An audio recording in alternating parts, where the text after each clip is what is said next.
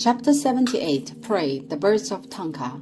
In previous chapter, we articulated that tankas are classified into two major categories. One is Tibetan style, with the traditional Tibetan craftsmanship, and the other is Tang style, made by handcraft skills. In this chapter, we will focus on the making process in details of the traditional Tibetan tankas. As a religious form, tankas making starts and ends with a sacred religious ritual respectively, as it is essentially a painting of religion. The starting ritual is called pray and wish, the ending inauguration, upon of which are completed is a true tanka made eventually. Pray and wish refer to a religious ritual to state why this tanka is to be made and mark the starting date of production and the theme of the tanka, which is then followed by further steps, right? You cannot just start painting anyway. This is the first step called pray and wish. And the second step is materials preparing, which can be further divided into two. One is painting cloths preparing and the other pigments preparing. Today, these two preparings have been skipped, but in the ancient times they were necessary because people valued and abided by every single step. Tankas are not painted on paper, but a kind of cloth. Similar to oil paintings, the initial step of tankas making quested a job called cloth making. Cloth stretching, as tankas in early times are painted on linen, cashmere linen to be exact. The linen shaped in narrow strips, which need to be burnished and polished by pebbles, just like the cloth-making process of Western paintings. And then the polished linen strips are stuck together to form a big whole piece in the size wanted by animal glue. The size of tankas are not fixed, varying generally from 1 meter long and 0.6 to 0.7 meters wide, to few centimeters as the smallest. The ones placed in ga'u shape in 4 to 5 centimeters, whereas giant ones can be over 10 meters or dozens of meters. Later, linen was replaced by cotton or silk, which no more requires the job of cloth preparing. But steps of cloth sewing, cutting, and stretching are still needed. Upon cloth is ready, it is time to prepare pigments. Traditional tankas are all made by mineral pigments, which is quite similar to the small branch of oil painting called a petroglyph, which is made and painted by ground natural minerals or plants. The pigments used on early tankas are extremely fastidious. The profound term 5 colors from 5 places contains the specialties on not only color itself but also places or origins of the minerals. In other words, any kind of the ore has a standardized origin and place. 5 colors are white, yellow, red, blue, and green. How about the other colors? The other colors are mixed by these 5. Of these 5 colors, yellow must be produced by realga mined from camp Tibetan areas. Blue has to be the lazurite from Kayarong, Gaze. And green must be from the malachite produced in Nyamo County, located between Lhasa and Chingate. Just imagine the complicated grinding process, which requires patient and meticulous work. How marvelous and live the ore powder is. Later, other colors had been developed like gold ink for line tracing, silver, black, and purple, etc. And besides mineral pigments, organic pigments were employed as well.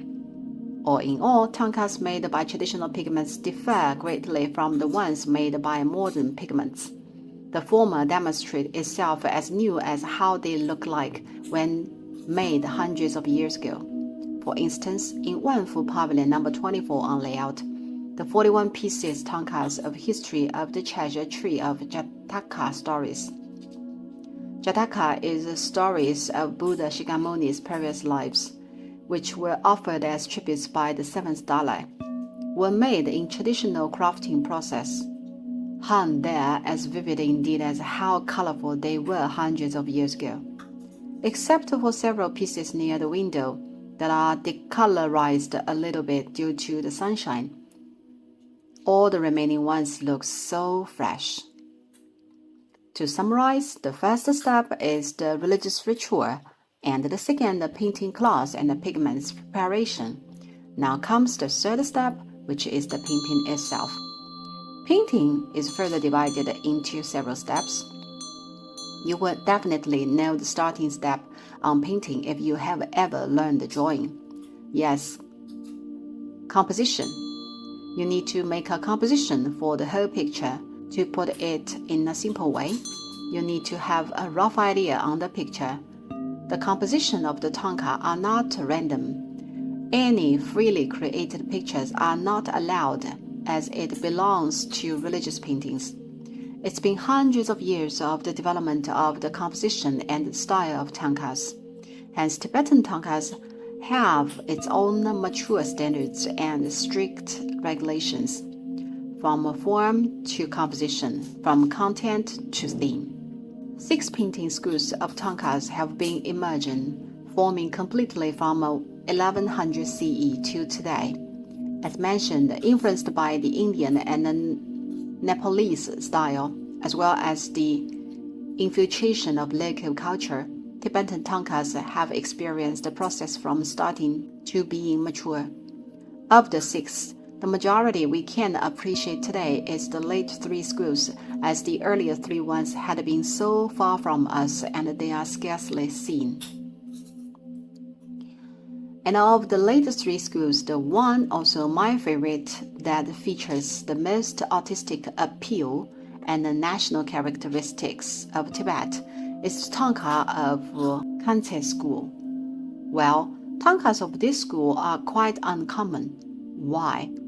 As the flourishing period of tankas making was after the prosperous ages of the Emperor Kangxi, Yonghe, and Qianlong, starting from the Emperor Qianlong to be exact. The Emperor Qianlong's aesthetic, I am trying to find the appropriate words to describe, can be authentically told by the porcelains, namely the change of aesthetic of the 3 emperors of the Qing dynasty can be told by the style and the pattern change of the Chinese porcelains. The painting of tankas were also influenced by the aesthetic of the Qing court.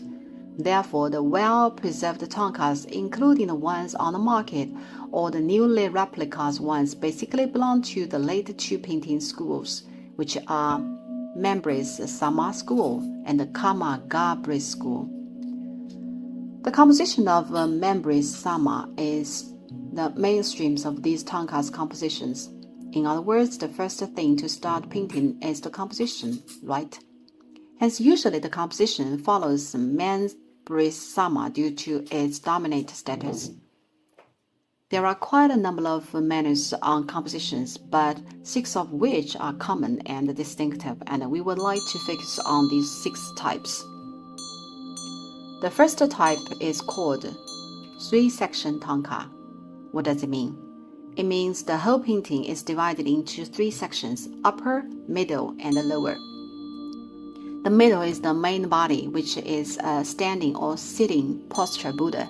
The upper is depicted with all the bodhisattvas and the lower dhammapalas. This composition is exactly called 3-section tanka. The second type is bilateral symmetry tanka. The principal Buddha is depicted in the middle as well, the longitudinal axis being the baseline, flanked with the symmetrical contents of the left and the right side. Both these 2 types of tankas pursued a state of balance, a state of evenness in terms of compositions. Namely, one is balanced upper and lower by the center, while the other is balanced left and right by the middle axis. What are the balanced compositions applied to paint? As the artistic expression can sharpen the center, which is the main Buddha, compositions of 3-section and bilateral symmetry usually are employed to draw the main Buddha. Well, the third type is called Tanka of the gathering of 5 orders. Same as the mandala mentioned, it is depicted either with an altar at the center, which is like a lotus, flanked with another 4 orders up and down, left and right, or a lotus sided with 5 petals or 4 petals, which form a fantasy image of a moon surrounded by a myriad stars. The fourth type is called Tanka of loop back. It is quite understandable if you have ever painted oil paintings. This composition would seek several disappearing spots through the principle of cavalier perspective. The nearer, the bigger, the farther, the smaller. The compositions of the gathering of the 5 and the loop back are usually applied to paintings with storylines and story plots. Each altar demonstrates one plot. So does the composition of loop back. From nearer to farther, several disappearing spots impart different story plots in different positions. These 2 compositions are generally used to showcase the plots in order surrounding the main Buddha who is at the center. Depicted stories embody Shakyamuni's previous lives, namely how did he become enlightened and how did he become Buddha, etc. Tanka examples would be history of the charge of tree, of Jataka stories, and the enlightenment of Shakyamuni, etc. So to recap the previous 4 compositions, the previous 2 types are employed to paint the main Buddhas, and the third and the fourth types, Jataka. The fifth type of composition is usually used to paint the patriarch, which is called the Tankas of a treasure tree. What is treasure tree? It is an image branched with different figures, which is like a tree. One main figure is illustrated, unfolded layers and layers stretched by tree branches. On the canopies depicted the Satyadevatas, Arahats, Bodhisattvas, Dakas, and Dhammapalas of the 4 classes of Tantra. The patriarchs of successive lineages would be depicted on the upper center, cascading along the tree, which implies the heritage of the ultimate truth, showcasing gigantic scale of figures. This composition type is mainly performed in painting patriarchs. One renowned Tanka in the Yonghe Palace called to offer supplies to Guru is applied with this method. Its main Buddha is Master Tsongkhapa, founder of Gelug. The 6th type is quite worthwhile introducing. It is a special type of Tanka with strong visual impact named the Thousand Buddha Tanka, which is indeed of high ranking. The center lies a main Buddha, surrounded with 10 dozens or maybe 100 main Buddhas in square arranged evenly as well as vertically and horizontally. Can you understand the image structure? To put it in another way, with the main Buddha in the center, alongside with dozens or up to 100 Buddhas in the same style, the shape is like the Chinese character Tian, which is so well organized like an array. As a traditional composition, it has its specific origin. It originated from the form of grotto statues of Buddhism called grottos of 1,000 Buddhas. Yes, 1,000 Buddha Tanka was originally derived from such grottos. Tankas are the form of art, however, they bear the obligation of expression of religious beliefs particularly. Hence, the expression element would involve a symbol of holy completion by a detailed number on top of the depiction of Buddhist art. Now can you understand the intention? Numbers like 66, 88, or 99 stands for the complete fulfillment of all Dhamma. A fixed and perfection number is applied in this type of Tanka, which represents perfection. You may count the number of the Buddha images on your own. As long as it is an authentic one, the number must be an auspicious one. Through this way, worship in reverence and respect are expressed. Common examples are 21 aspects of Tara, 101 Vajradhara, 108 Vijaya, all of which feature enormous images of Buddhas and looks like a monument. The Southern Buddha tankas are considered by all devotees to be holding an auspicious number which functions a multiplier effect of the power of Buddha truth. Drawing 108 Buddhas indeed differ from drawing one Buddha, right? Certainly and definitely. Hence, as a type of high ranking of all the tankas, the Southern Buddha tankas are highly praised and revered. Well, that's all the introduction for the third step, composition of tankas. Upon this step is done, we may now start painting.